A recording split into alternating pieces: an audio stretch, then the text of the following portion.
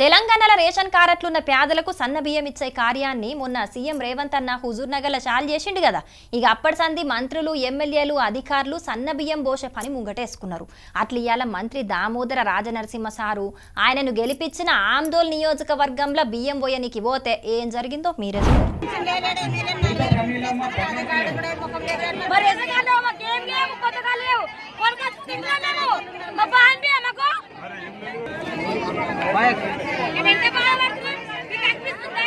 ఇంటున్నారా జనాలు ఎంత మంట మీదున్నారో. అసలుకు రేషన్ కార్డు లేనోళ్లకు రేషన్ కార్డు ఇయ్యకుండా సన్న బియ్యం ఎవరికి వస్తున్నారు? మేం గరీబులం, బయట బియ్యం కొనుకొచ్చుకొని తింటున్నాం. అసుంటిది మాకే రేషన్ కార్డులు ఇయ్యకుండా బియ్యం పోయకుండా గింత గోస ఉచ్చుకుంటున్నది సర్కార్ అని పొట్టు అరుచుకుంటున్నారు జనాలు. ఇగియాల ఆందోళన నియోజకవర్గంలో సన్న బియ్యం పంపిణీ చేసే కార్యాన్ని షాల్జయనీకి మంత్రి దామోదర రాజనరసింహ సారు పోయిండు. ఓ దిక్కు మంత్రి కొంతమంది మహిళలకు బియ్యం పోస్తుంటే వెనక దిక్కు బియ్యం రాని మహిళలు మాకు న్యాయం చెయ్యరా అని గరానికి వచ్చిండ్రు.